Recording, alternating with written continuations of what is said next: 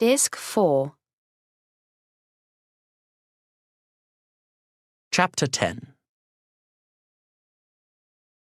When you sit in that fashion, sir, with your arm curved around the back of the empty chair beside you, a bulge manifests itself through the lightweight fabric of your suit, precisely at that point parallel to the sternum, where the undercover security agents of our country, and indeed one assumes of all countries, tend to favor wearing an armpit holster for their sidearm.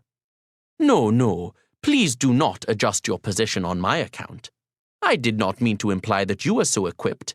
I am certain that in your case it is merely the outline of one of those travel wallets, in which the prudent secrete their possessions so that they are less likely to be discovered by thieves. I myself employed no such precautions on my trip to Chile.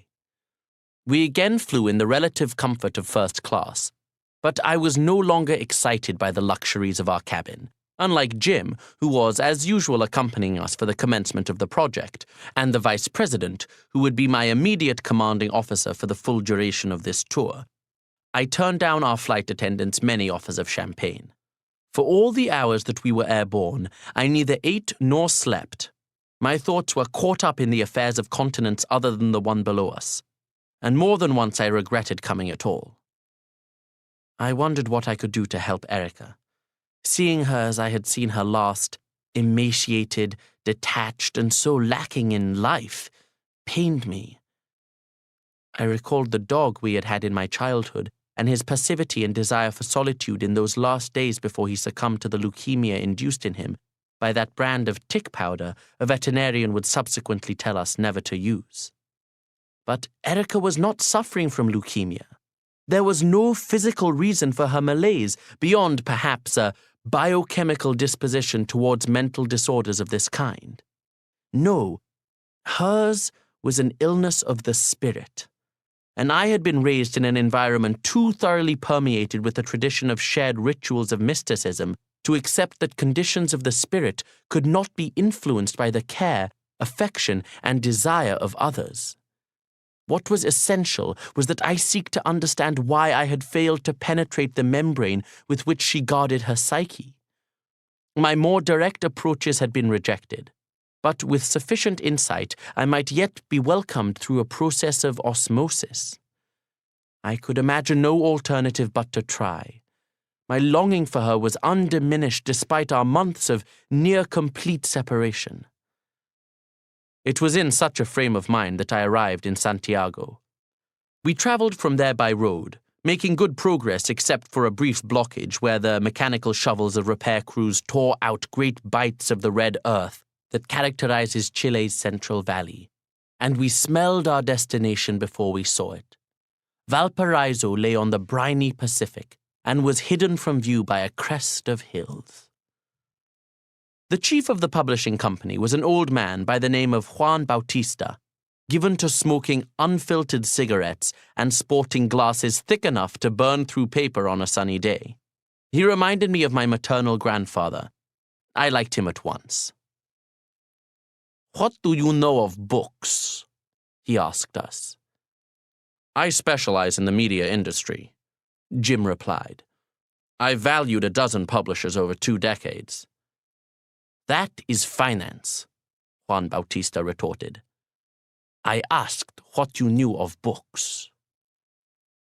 "My father's uncle was a poet," I found myself saying. "He was well known in the Punjab. Books are loved in my family." Juan Bautista looked at me as though becoming aware of the presence of this youngster before him for the first time. I did not speak in that meeting again. Jim explained to us afterwards that Juan Bautista was not pleased to have us there.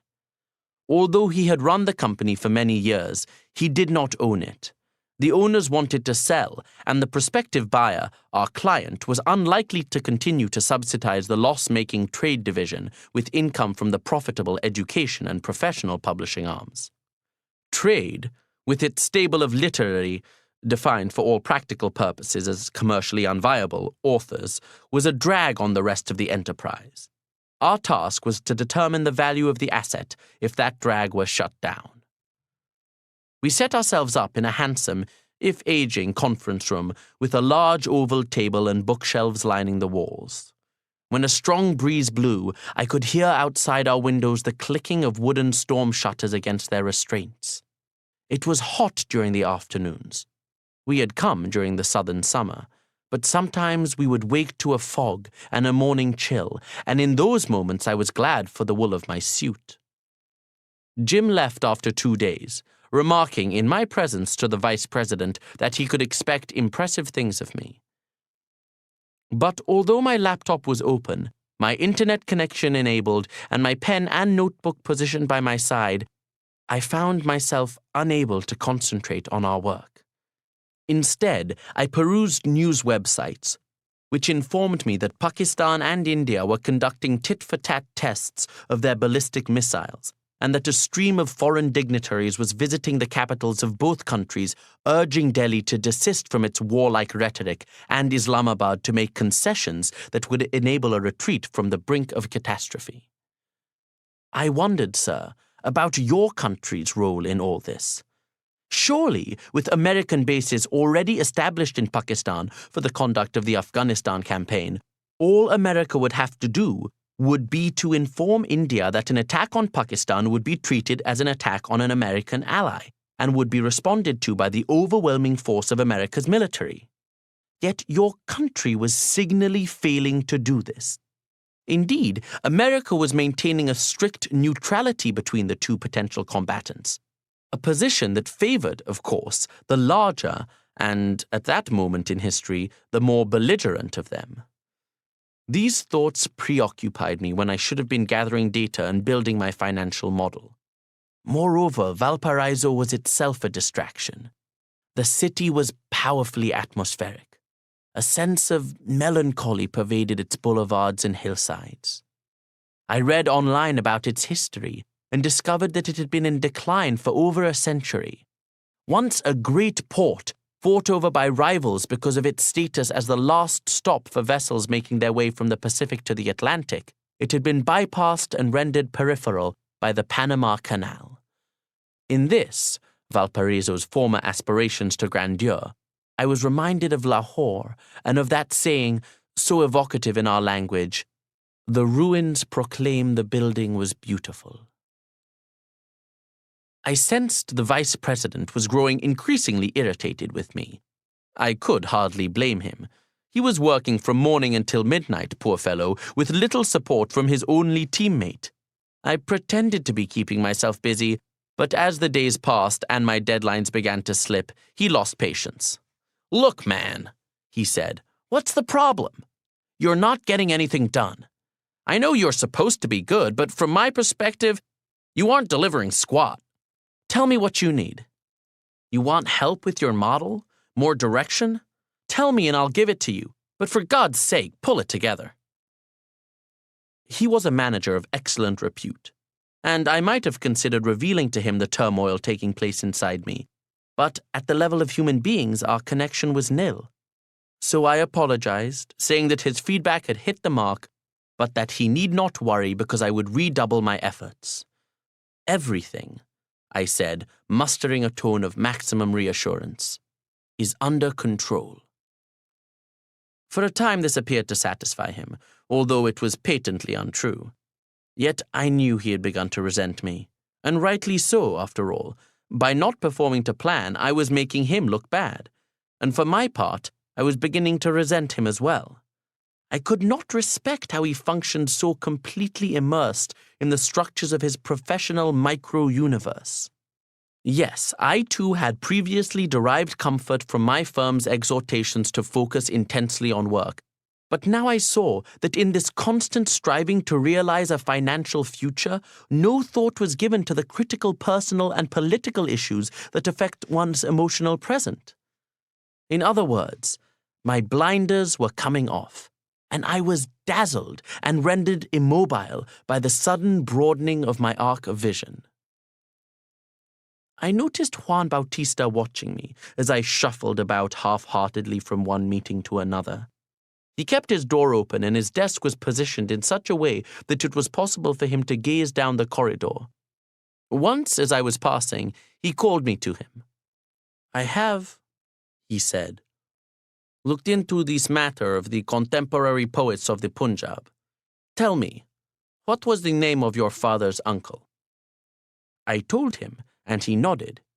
He had indeed seen him mentioned in an anthology available in Spanish translation.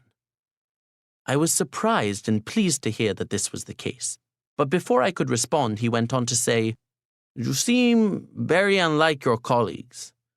You appear somewhat lost." "Not at all," I replied, taken aback. Then I added, "Although I must say I am quite moved by Valparaiso."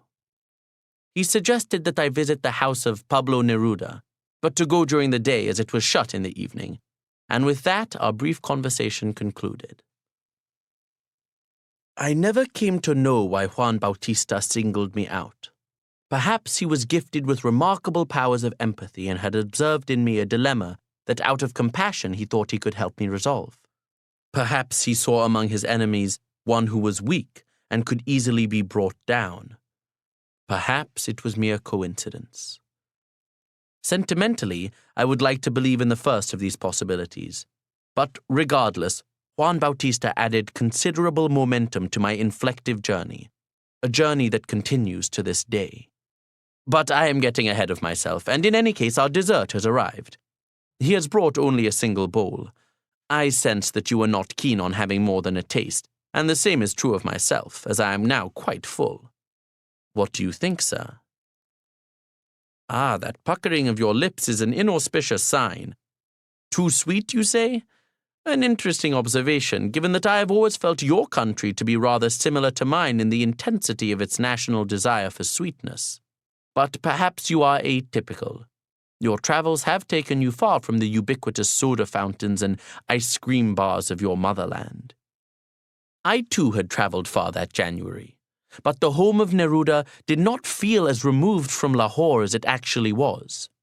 Geographically, of course, it was perhaps as remote a place as could be found on the planet. But in spirit, it seemed only an imaginary caravan ride away from my city, or a sail by night down the Ravi and Indus. I told the vice president that I was going out to inspect a distribution center, and with this excuse made my way up into the hills, climbing higher and higher until when I turned to look at the ocean, I saw gulls soaring at the same altitude as myself. The neighborhood was a poor one, with colorful murals like graffiti on the walls and children racing by on wooden carts that appeared to be shipping crates to which wheels had been added. The house itself was compact and beautiful, reminiscent of a boat jutting out over the bay. A garden cascaded below it, and behind the bar was a convex mirror which Neruda had employed to convince his guests that they were drunk. I lingered on the terrace and watched the sun dip lower in the sky. In the distance, someone was playing the guitar. It was a delicate melody, a song with no words. I thought of Erica. It occurred to me that my attempts to communicate with her might have failed in part because I did not know where I stood on so many issues of consequence. I lacked a stable core. I was not certain where I belonged, in New York, in Lahore, in both, in neither. And for this reason, when she reached out to me for help, I had nothing of substance to give her. Probably, this was why I had been willing to try to take on the persona of Chris, because my own identity was so fragile. But in so doing, and by being unable to offer her an alternative to the chronic nostalgia inside her, I might have pushed Erica deeper into her own confusion. I resolved to write this to her in an email, as a sort of apology, perhaps, and as an invitation to resume the contact between us that she had all but severed, and I recall pressing send without rereading even once what I had written. But days passed without a response, and I began to lose hope that one would come. I telephoned my parents, and they told me that the situation in Pakistan continued to be precarious. It was rumored that India was acting with Americans' connivance, both countries seeking, through the threat of force, to coerce our government into changing its policies. Moreover, our house's main water connection had ruptured. The pipes were long overdue for replacement, and the pressure was now so low that it had become impossible to take a shower. They were making do with buckets and ladles instead. This caused me to reflect again on the absurdity of my situation, being 2 hemispheres, if such a thing is possible, from home at a time when my family was in need. The only manner in which I could be of aid to them at that moment was to provide money, and this I did, wiring what little savings I possessed to my brother because my father refused to accept it. The act of calling my bank to arrange the transfer ought to have impressed on me the importance of my job. After all, I had no other source of income to fall back on. But instead, my indifference to my work continued unabated. There was no longer any possibility of deceiving the vice president. My lapses had become obvious, and his reprimands grew increasingly blunt. I wonder, in retrospect, why he did not reach out to Jim at that stage to have me replaced. But then again, this was not entirely surprising. The task of a vice president at our firm, the word vice in the title notwithstanding, was to be as close to autonomous as possible. A good vice president was one who got things done, no matter what, and to appeal for assistance prematurely would be to undermine one's superior's confidence in one's abilities. As for myself, I was clearly on the threshold of great change. Only the final catalyst was now required, and in my case that catalyst took the form of lunch. Juan Bautista's invitation caught me off guard. He simply mentioned, as I was passing his office one day, that it would be a shame to have visited Valparaiso without having tasted sea bass cooked in salt. And as he intended to go to his favorite restaurant that afternoon, I really ought, if I were free, to accompany him. I said, out of politeness and curiosity, and also because I was eager to seize any pretext to avoid returning to the poisonous atmosphere of our team room, that it would be an honor. And the next thing I knew, I found myself making my way through the streets of the city with a man who desired more than any other to see our client's acquisition fail to proceed. Juan Bautista wore a hat and carried a walking stick, and he ambled at a pace so slow that it would likely have been illegal for him to cross at an intersection in New York. When we were seated and he had ordered on our behalf, he said, "I have been observing you. And I think it is no exaggeration to say, young man, that you seem upset. May I ask you a rather personal question?" "Certainly," I said. "Does it trouble you," he inquired, "to make your living by disrupting the lives of others?" "We just value," I replied. "We do not decide whether to buy or sell, or indeed what happens to a company after we have valued it." He nodded. He lit a cigarette and took a sip from his glass of wine. Then he asked, "Have you heard of the Janissaries?" "No," I said. "They were Christian boys," he explained, "captured by the Ottomans and trained to be soldiers in a Muslim army, at that time the greatest army in the world. They were ferocious and utterly loyal. They had fought to erase their own civilizations, so they had nothing else to turn to." He tipped the ash of his cigarette onto a plate. "How old were you when you went to America?" he asked. "I went for college," I said. "I was 18. "Ah, much older," he said. "The Janissaries were always taken in childhood. It would have been far more difficult to devote themselves to their adopted empire, you see, if they had memories they could not forget." He smiled and speculated no further on the subject. Our food arrived shortly thereafter, and the sea bass may well have been as splendid as he had claimed. Unfortunately, I can no longer recall its taste. "But your expression, sir, tells me that you think something is amiss. Did this conversation really happen, you ask? For that matter, did this so-called Juan Bautista even exist? I assure you, sir, you can trust me. I am not in the habit of inventing untruths, and moreover, even if I were, there is no reason why this incident would be more likely to be false than any of the others I have related to you. Come, come. I believe we have passed through too much together to begin to raise questions of this nature at so late a stage. In any case, Juan Bautista's words plunged me into a deep bout of introspection. I spent that night considering what I had become. There really could be no doubt. I was a modern-day janissary, a servant of the American Empire at a time when it was invading a country with a kinship to mine and was perhaps even colluding to ensure that my own country faced the threat of war. Of course I was struggling. Of course I felt torn. I had thrown in my lot with the men of Underwood Sampson, with the officers of the Empire, when all along I was predisposed to feel compassion for those like Juan Bautista, whose lives the Empire thought nothing of overturning for its own gain. In the morning, with the demeanor of a man facing a firing squad, no, that is perhaps too dramatic and a dangerous comparison on this of all evenings, but you understand my intent. I told the Vice President that I refused to work any further. He was baffled. "What do you mean, refuse?" he asked. "I am done here," I replied. "I intend to return to New York." Panic ensued. A conference call with Jim was hastily arranged. "Look, kid," an uncharacteristically tense Jim said over the speakerphone, "I know you have stuff on your mind. But if you walk out on this now, you undermine our firm. You hurt your team.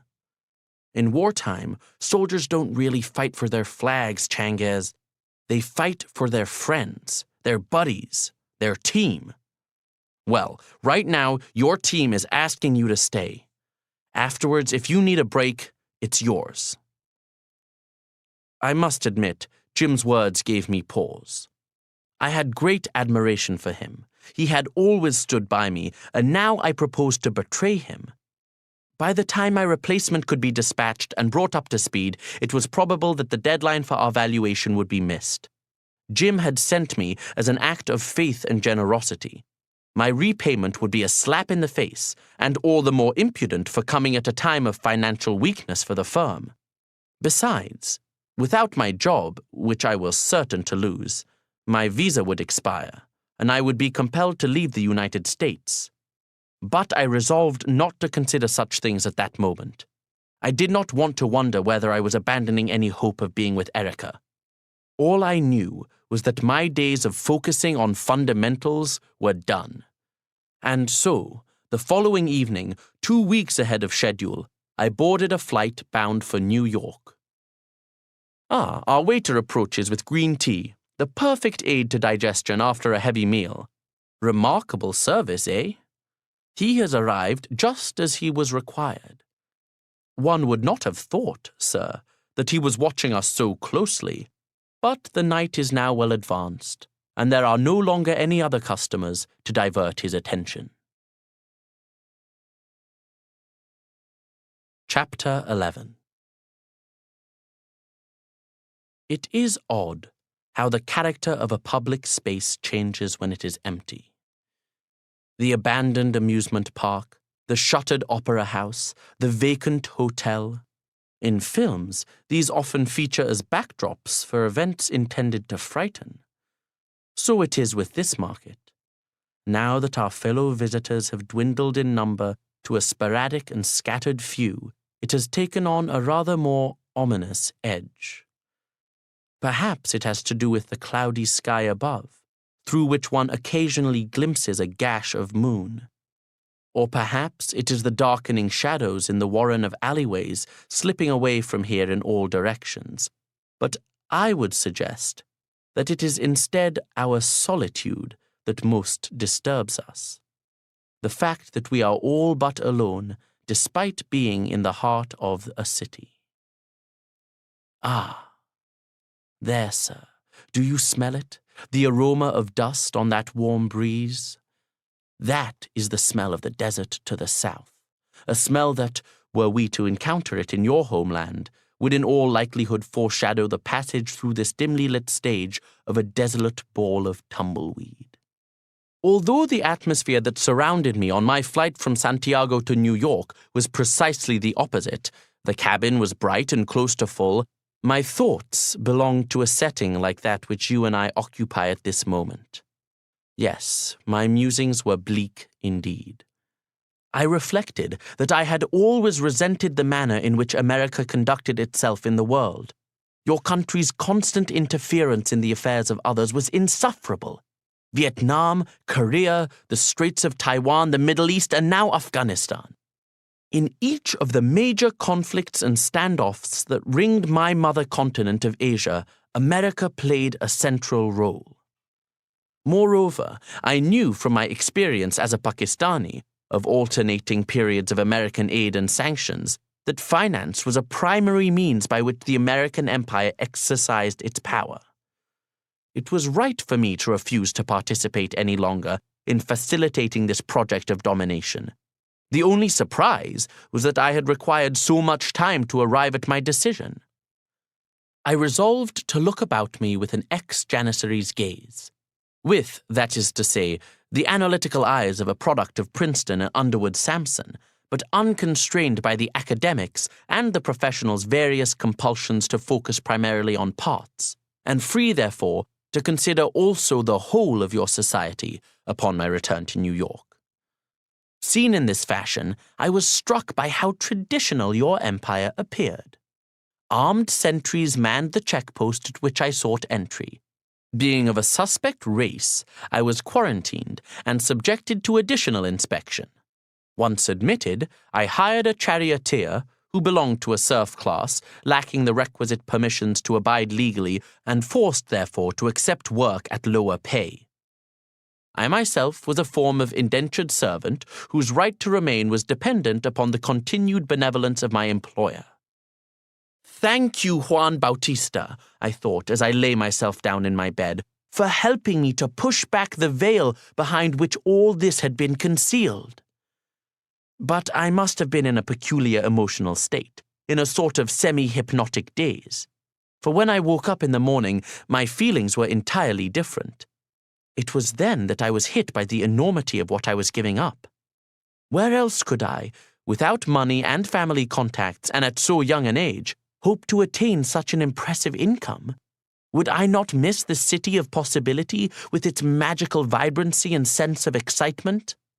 What about my duty to Erica, or rather the duty to myself that was born of my desire for her? And how would I face Jim? If you have ever, sir, been through the breakup of a romantic relationship that involved great love, you will perhaps understand what I experienced. There is in such situations usually a moment of passion during which the unthinkable is said.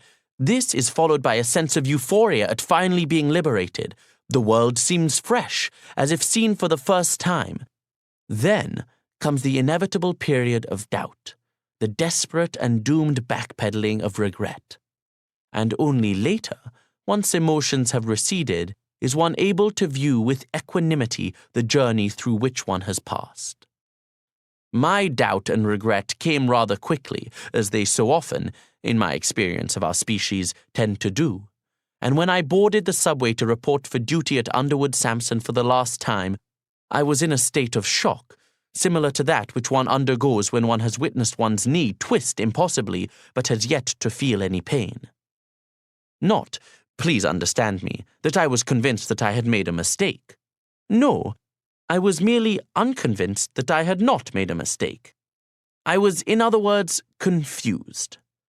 Nevertheless, my pride compelled me to attempt to appear unaffected by the unexpected sadness within me. I did not permit my gaze to linger on the imposing reception area, which struck me now as reminiscent of the gleaming facade of some exalted and exclusive temple, or the spectacular view from our windows. I did not permit myself to pocket a box of my business cards, elegantly printed proof that I had once been selected from among hundreds to be here. I simply let myself be led by the pair of security guards who stood on either side of me, watched as I placed a limited number of clearly personal possessions into a small cardboard box, and then escorted me to human resources for my exit conversation. This was surprisingly brief, stern, and dauntingly formal, but without recrimination, And once the requisite forms had been signed and data relevant to performance-enhancing indicators gathered, I was told that Jim wanted to speak with me. He was wearing a dark suit and a dark tie. Funereal colors, I thought, and he looked underslept. "You really screwed us, kid," he said. "I know," I replied. "I am sorry." "I'm not a big believer in compassion at the workplace," he went on. "I didn't think twice when it came to firing you. In fact, I wish I'd done it a month ago and saved us the headache you've given us down in Valparaiso. But," he paused, "I'll tell you this. I like you, Changes. I can see you're going through a crisis. If you ever need to get something off your chest and you want someone to talk to, call, and I'll buy you a beer." My throat constricted. I could not reply. I nodded slowly, a gesture not unlike a bow. After leaving Jim's office, I was marched to the elevator bank. I realized how deep was the suspicion I had engendered in my colleagues over these past few bearded and resentful weeks.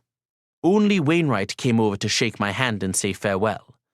The others, if they bothered to look at me at all, did so with evident unease and, in some cases, a fear which would not have been inappropriate had I been convicted of plotting to kill them, rather than of abandoning my post in mid-assignment. The guards did not leave me until I was outside the building, and it was only then that I allowed myself to rub my eyes with the back of my hand, for they had been watering slightly. You must remember that I was only 22, and this had been my first proper job. At such an age, and in such a situation, events have an emotional resonance that is perhaps exaggerated. In any case, I felt as though a world had ended, which indeed it had, and I made my way to the East Village on foot.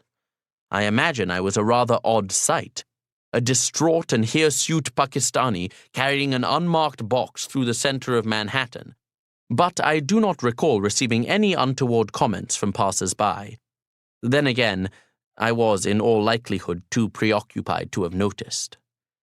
In my flat, I poured myself a whiskey and sat thinking.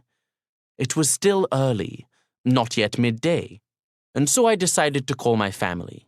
My brother answered. He had received the money I had sent, he said, and workers had already dug up and exposed our rotting pipes. By tomorrow, they ought to have been replaced. I told him that I had decided to move back to Lahore. He attempted to dissuade me. Tension with India was mounting. He had been recently to Islamabad, he said, and spouses and children of foreigners assigned to embassies and NGOs were leaving the country. I explained that I had no choice. "I got fired," I said, "and my visa will soon be invalid." He told me the family would of course look after me. I did not say that I had hoped to be the one looking after them, and I continued to cradle my drink for some time after the call was done. "But your own glass, sir, has now remained empty a good while. Shall I request our bill?" A quick wave, and yes, here he comes. "How much, you ask? Please do not worry yourself. You are a guest here, and this, it is only a tiny amount, is on me." "You wish to pay half?" "Absolutely not. Besides, here we pay all or we pay none. You have reminded me of how alien I found the concept of acquaintances splitting a bill when I first arrived in your country. I had been raised to favor mutual generosity over mathematical precision in such matters. Given time, both work equally well to even a score. I had not, however, been schooled in the etiquette of how best to contact a lover who had retreated into a mental institution, and so I vacillated between emailing Erica and going to see her in person. In the end, my decision was made for me. I tried to email, but my message bounced back with a notice saying it could not be delivered because her inbox was full, and so I rented a car and appeared at the facility unannounced. I was told at reception that visitors without invitations were not welcome, and in any case they could neither confirm nor deny if Erica was even there. But just as it seemed they were about to ask me to leave, I saw the nurse I had met on my previous trip and appealed to her to intervene on my behalf. "I'll talk to him," she said to the receptionist, taking me aside. She looked flustered and suggested I sit down. "What do you know?" she asked me. "What do I know?" I said. "About what?" "I'm so sorry," she said. "Erica's gone." I asked what precisely she meant, gone, and the nurse explained. Erica had vanished about 2 weeks ago. Indeed, shortly after I had seen her last. She had not liked to be alone when she had first come to the institution. She would spend hours with the nurses and the counselors and her fellow patients, and especially with the nurse with whom I was speaking. But towards the end of her stay, she had increasingly been wandering off by herself, until one day she had walked out and not come back. Her clothes had been found on a rocky bluff overlooking the Hudson, neatly folded in a pile. "Are you trying to tell me that she killed herself?" I said. "They haven't recovered any remains," the nurse said, "and she didn't leave a note. Technically, she's a missing person, but she had been saying goodbye to everyone." I asked if she could show me the place from which Erica might have jumped, and she led me through the grounds until we stood there. It was a beautiful spot to commit suicide. Perhaps to run out from between the snow-dusted conifers, to push off from the granite and sail through the air, gazing across the far bank of the mighty river, where a small house exhaled smoke from its chimney before crashing into the icy current below. But I could not imagine Erica's pale, naked body following that arc.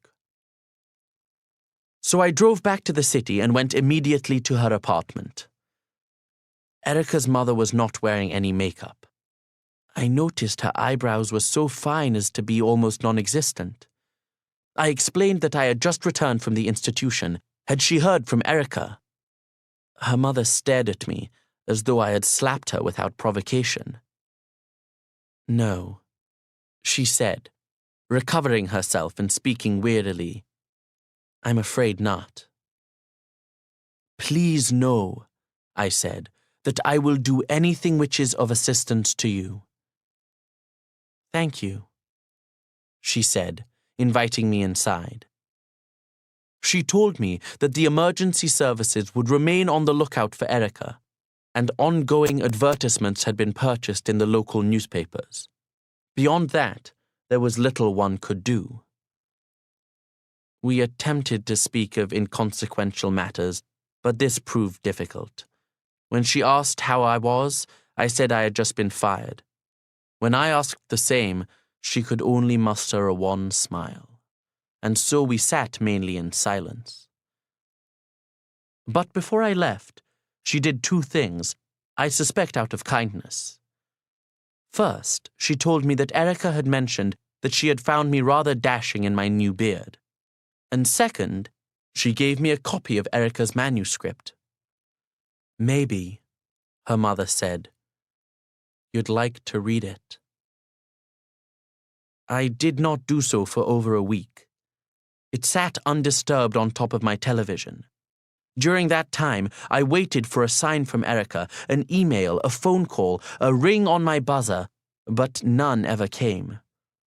I wandered about the city, revisiting places she had taken me to, whether because I thought I might see her or because I thought I might see something of us, I am not now certain.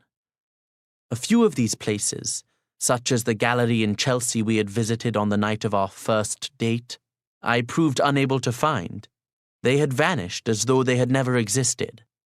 Others, like the spot in Central Park where we had gone on our picnic, were easy to locate but seemed to have altered. Perhaps this was the effect of a change in season. Perhaps also it was in the city's nature to be inconstant. I remembered Erica in September, at what was still the start of our relationship, just after the attacks on the World Trade Center. Although it is traditionally associated with the end of summer and the impending arrival of autumn, September has always seemed to me a month of beginnings, a spring of sorts, possibly because it marks the commencement of the academic year. I was diving into my life in New York in September, full of optimism at what was to come. One evening, I was walking with Erica through Union Square, and we saw a firefly. "Look," she said, amazed. "It's trying to compete with the buildings." Indeed it was. A tiny greenish glow, visible up close, but overwhelmed by the city's luminance when viewed from even a modest distance. We watched as it crossed 14th Street, headed south. Erica stood in front of me, her back to my chest, and I placed my arms around her, resting my palms on her belly. It felt an intimate gesture, like that of an expectant father with his pregnant wife. And she leaned against me. I can still recall the movement of her muscles as she breathed. A taxi sped by, and we lost sight of the firefly. "Do you think he made it?" she asked me. "I have no idea," I said, "but I hope so." Such memories occupied my waking hours in those days after her disappearance, and likely also permeated my dreams. They were, in that period, my only form of contact with her. But eventually I did read the manuscript her mother had given me. I must admit I was frightened to do so, as though it might be the last time I would hear Erica's voice, and I was nervous about what that voice might say. Yet her novel was no tortured, obviously autobiographical affair. It was simply a tale of adventure, of a girl on an island who learns to make do. The narrative shimmered with hope, and although it was for the most part rather spare, it paused often to delight in little details, in the texture of the skin of a piece of fallen fruit, for example, or in the swaying antennas of crayfish in a stream. I could not locate Erica in the rhythms or sounds of what she had written.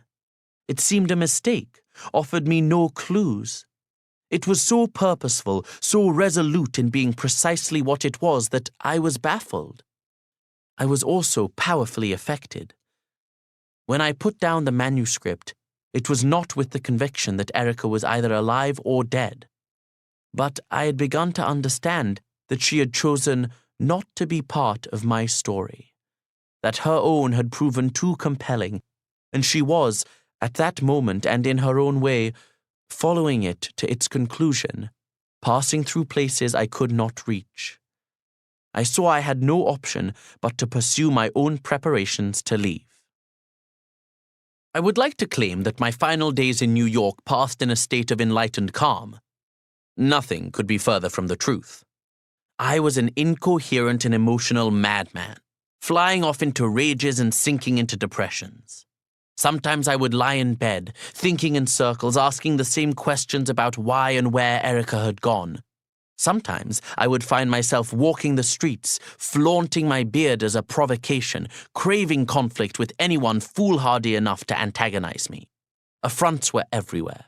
The rhetoric emerging from your country at that moment in history, not just from the government, but from the media and supposedly critical journalists as well, provided a ready and constant fuel for my anger. It seemed to me then, and to be honest, sir, seems to me still, that America was engaged only in posturing. As a society, you were unwilling to reflect upon the shared pain that united you with those who attacked you. You retreated into myths of your own difference, assumptions of your own superiority, and you acted out these beliefs on the stage of the world, so that the entire planet was rocked by the repercussions of your tantrums, not least my family, now facing war thousands of miles away. Such an America had to be stopped in the interests not only of the rest of humanity, but also in your own. I resolved to do so as best I could, but first I had to depart. I rode to JFK on a crisp, clear afternoon, an afternoon that reminded me of my trip to the institution and the view from that bluff above the Hudson.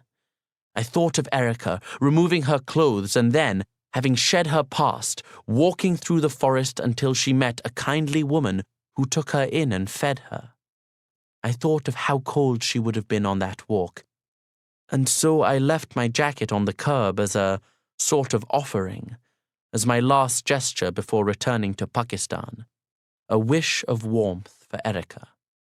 Not in the way one leaves flowers for the dead, but rather as one twirls rupees above the living. Later, through the windows of the terminal, I saw that I had caused a security alert, and I shook my head in exasperation. What exactly did I do to stop America, you ask? Have you really no idea, sir? You hesitate. Never fear. I am not so rude as to forcibly extract an answer. I will tell you what I did, although it was not much, and I fear it may well fail to meet your expectations. But first, let us leave this market. The shutters are coming down, and some unsavory characters are lurking about. Where are you staying? The Pearl Continental, you say? I will walk you. No, it is not far, and although it is dark, and parts of our route will at this time be deserted, we should be fine. Lahore is, as I have said before, quite safe from the standpoint of petty crime.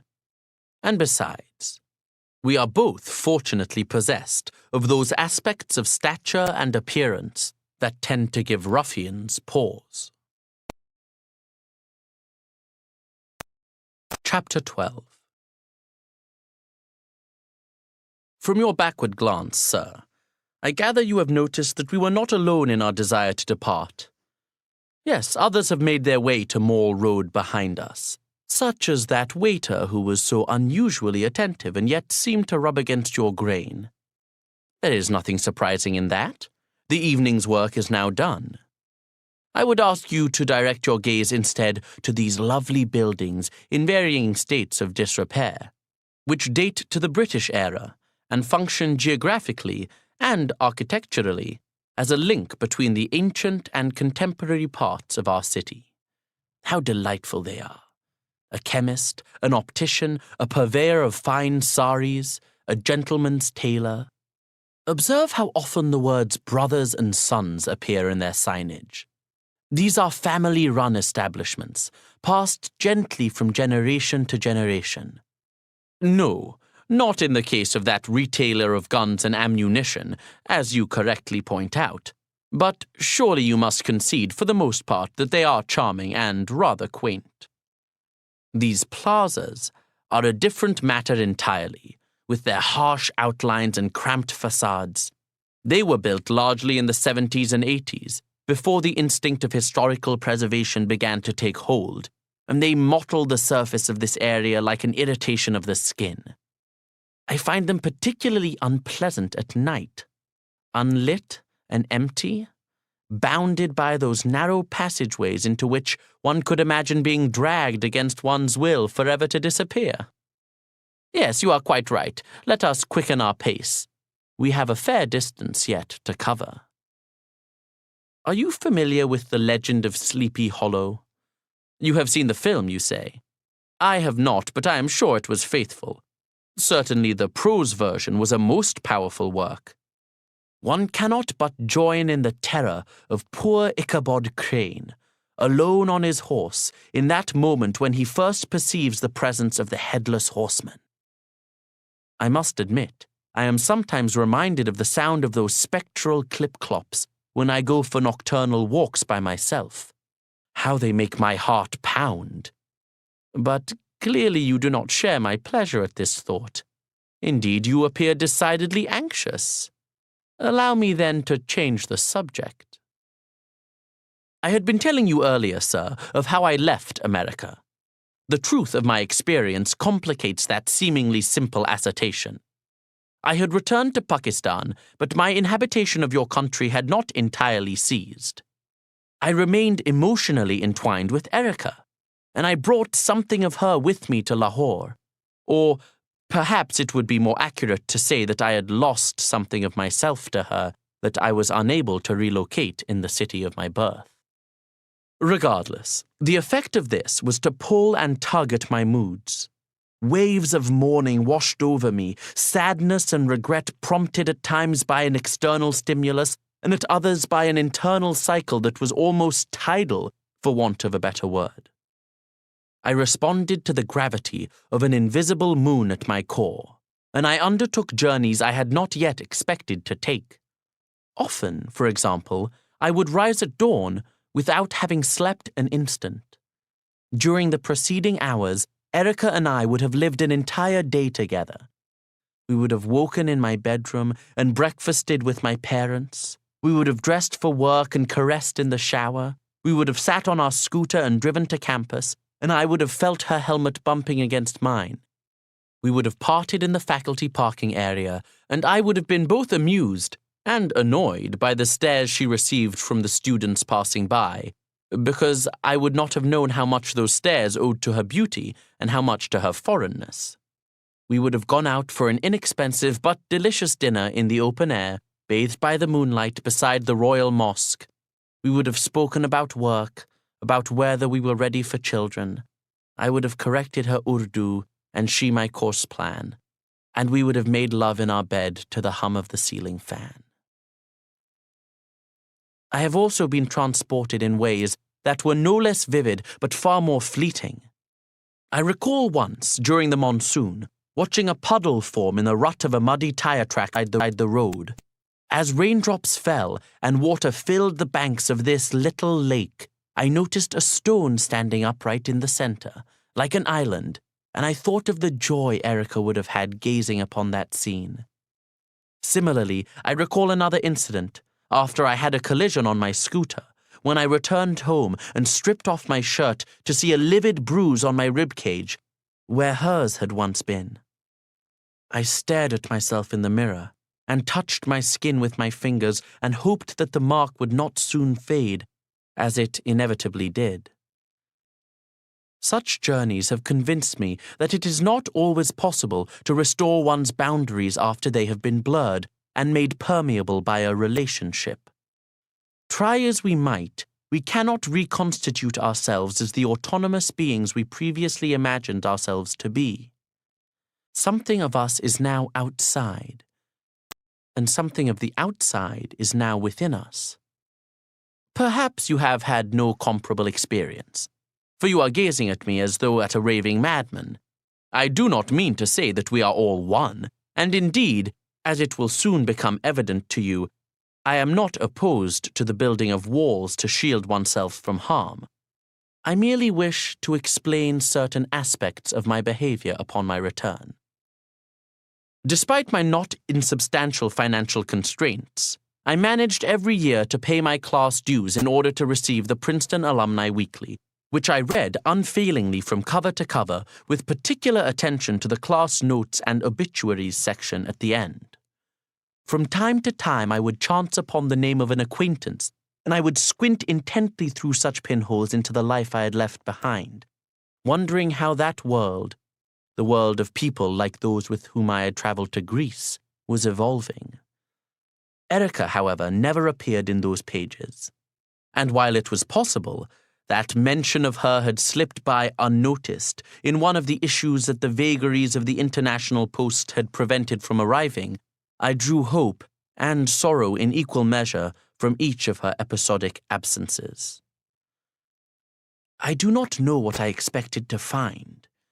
A notice that her novel had been published and she had thrilled classmates by appearing at the book's launch, a final announcement that her body had been identified, a blurry face in a reunion photograph that could plausibly have been hers. But I do know that time did not diminish the eagerness with which I looked. For some months I continued to email her, until her account became inactive. Thereafter I limited myself to a single letter each year, sent on the anniversary of her disappearance. But it was always returned to me unopened. My brother married last April, shortly before I turned 25. Subsequently, my mother began to suggest, with increasing urgency, that I consider doing the same. She believed I was in the grip of an unhealthy melancholy, and that a family of my own was the surest way for me to rediscover satisfaction in my life. She also thought I spent too much time at work or alone in my room, and not enough with my friends. Once she even asked me with visible nervousness if I was not, by any chance, gay. I had not told her about Erica, and I found it became progressively more difficult to contemplate doing so.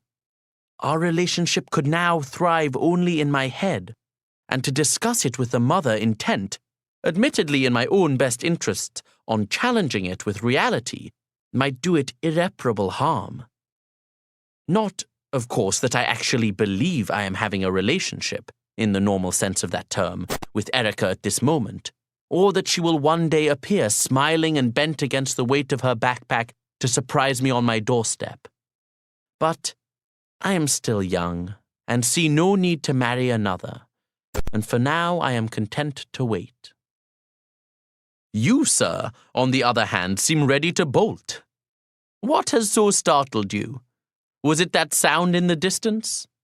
I assure you it was not the report of a pistol, although I can understand why you might think so, but rather the misfiring exhaust of a passing rickshaw. Their two-stroke motors, often not in the best of maintenance, are prone to sputtering in that fashion. It is most disturbing, I agree. What? Is somebody following us? I cannot see anyone. No, wait, now that you mention it, there are a few figures there in the gloom. Well, we cannot expect to have Mall Road to ourselves, even at this late hour. In all likelihood, they are merely workers making their way home. Yes, you are right, they have paused. What do you mean, sir, did I give them a signal? Of course not. I have as little insight into their motivations and identities as you do. One can only speculate that they have dropped something, or are engaged in conversation among themselves. Or perhaps they are wondering why we have paused, and whether we mean them ill. Regardless, there is no need for us to concern ourselves overmuch. Let us continue with our midnight stroll. Lahore is a city of 8 million people, after all. It is hardly a rural forest inhabited by phantoms. I am glad you are willing to proceed. But what are you searching for? Your unusual mobile phone. If you are sending a text to your colleagues, you may wish to inform them that we are not far from your hotel. Another 15 minutes at the most, I should think, which suggests to me that I ought to make haste if I am to bring matters to a suitable conclusion. Earlier, sir, if you recall, you asked me what I did to stop America. Let me now, as we come to the end of our time together, attempt an answer, even though it may well leave you disappointed. The threat of war with India reached its highest point the summer after I returned from New York. Multinational corporations on both sides of the border ordered senior employees to leave, and travel advisories were issued throughout the nations of the First World, counseling their citizens to defer non-essential trips to our region. It seemed the weather was the only factor delaying the official commencement of hostilities. First, because the heat was too great for an Indian offensive in the desert. Then, because the monsoon's rains made driving treacherous for Indian tanks in the Punjab. September was deemed the best month for battle, since the mountain passes of Kashmir might be closed by snow as early as October. So we waited as our September ticked by, little noticed by the media in your country, which was focused at that time on the first anniversary of the attacks on New York and Washington. And then the days started to shorten. The negotiations began to make progress, and the likelihood of a catastrophe that could have claimed tens of millions of lives receded. Of course, humanity's respite was brief. 6 months later, the invasion of Iraq would be underway. A common strand appeared to unite these conflicts, and that was the advancement of a small coterie's concept of American interests in the guise of the fight against terrorism, which was defined to refer only to the organized and politically motivated killings of civilians by killers not wearing the uniforms of soldiers.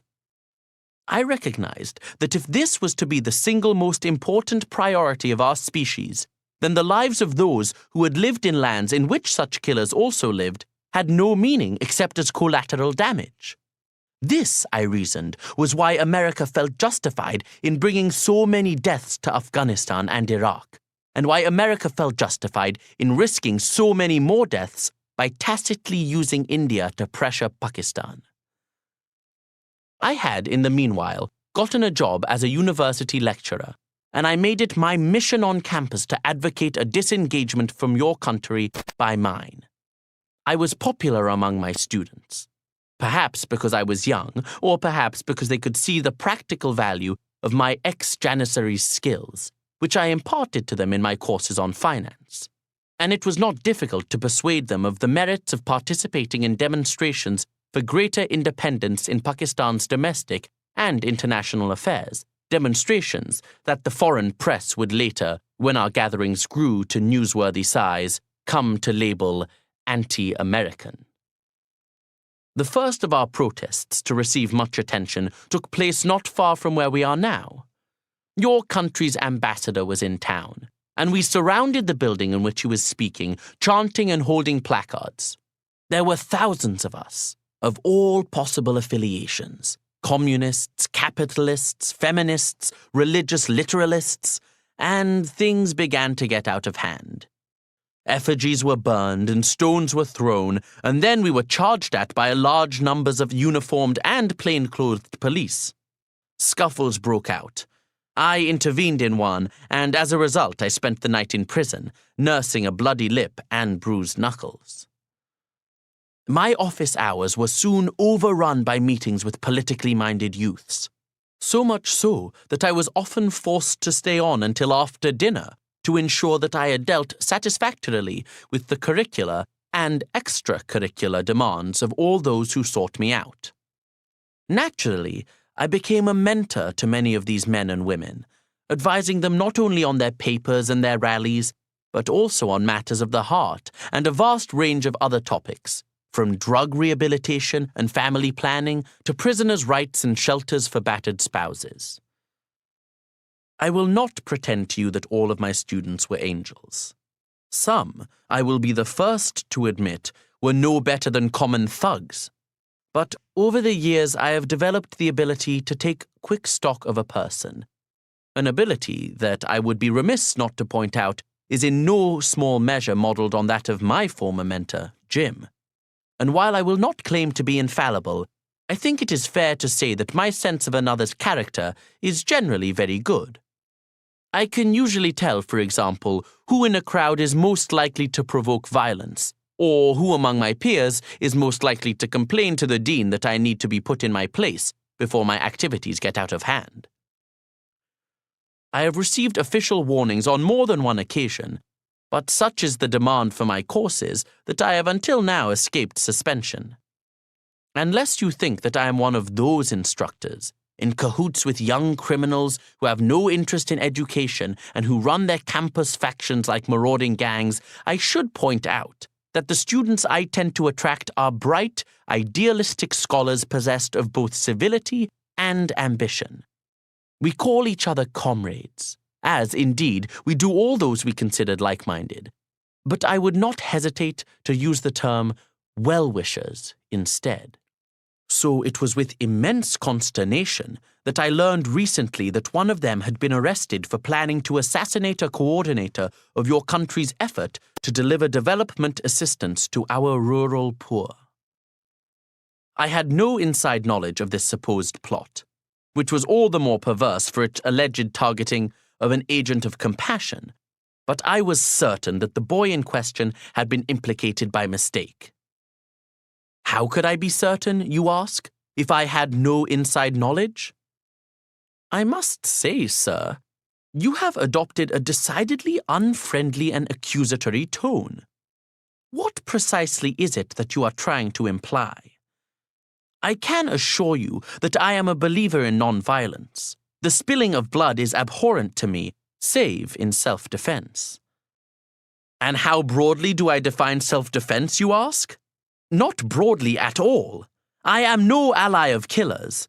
I am simply a university lecturer, nothing more nor less. I see from your expression that you do not believe me. No matter. I am confident of the truth of my words. In any case, It was impossible to ask the boy himself about the matter, as he had disappeared, whisked away to a secret detention facility, no doubt in some lawless limbo between your country and mine. He and I were not particularly well acquainted, as I have repeatedly testified, but I remembered his shy smile and aptitude for cash flow statements, and I found myself filled with rage at the mystery surrounding his treatment. When the international television news networks came to our campus, I stated to them, among other things, that no country inflicts death so readily upon the inhabitants of other countries, frightens so many people so far away as America. I was, perhaps, more forceful on this topic than I intended. Later, it occurred to me that in addition to expressing my dismay, I was possibly trying to attract attention to myself. I had, in my own manner, issued a firefly's glow, bright enough to transcend the boundaries of continents and civilizations. If Erica was watching, which, rationally, I knew she almost certainly was not, she might have seen me and been moved to correspond. I was tugged at by an undercurrent of loss when she did not do so. But my brief interview appeared to resonate. It was replayed for days, and even now an excerpt of it can be seen in the occasional War on Terror montage. Such was its impact that I was warned by my comrades that America might react to my admittedly intemperate remarks by sending an emissary to intimidate me, or worse. Since then, I have felt rather like a Kurtz waiting for his Marlowe. I have endeavored to live normally, as though nothing has changed, but I have been plagued by paranoia, by an intermittent sense that I am being observed. I even tried to vary my routines, the times I left for work, for example, and the streets I took, but I have come to realize that all this serves no purpose. I must meet my fate when it confronts me, and in the meantime, I must conduct myself without panic. Most of all, I must avoid doing what you are doing in this instant, namely constantly looking over my shoulder. It seems to me that you have ceased to listen to my chatter. Perhaps you are convinced that I am an inveterate liar, or perhaps you are under the impression that we are being pursued. Really, sir, you would do well to relax. Yes, those men are now rather close. And yes, the expression on the face of that one, what a coincidence, it is our waiter, he has offered me a nod of recognition, is rather grim. But they mean you no harm, I assure you. It seems an obvious thing to say, but you should not imagine that we Pakistanis are all potential terrorists, just as we should not imagine that you Americans are all undercover assassins. Ah, we are about to arrive at the gates of your hotel. It is here that you and I shall at last part company. Perhaps our waiter wants to say goodbye as well, for he is rapidly closing in. Yes, he is waving at me to detain you. I know you have found some of my views offensive. I hope you will not resist my attempt to shake you by the hand. But why are you reaching into your jacket, sir? I detect a glint of metal. Given that you and I are now bound by a certain shared intimacy, I trust it is from the holder of your business cards. This has been a presentation of BBC Audiobooks America. The Reluctant Fundamentalist. Text copyright 2007 by Mohsin Hamid. All rights reserved. Production copyright 2007 by BBC Audiobooks America. All rights reserved.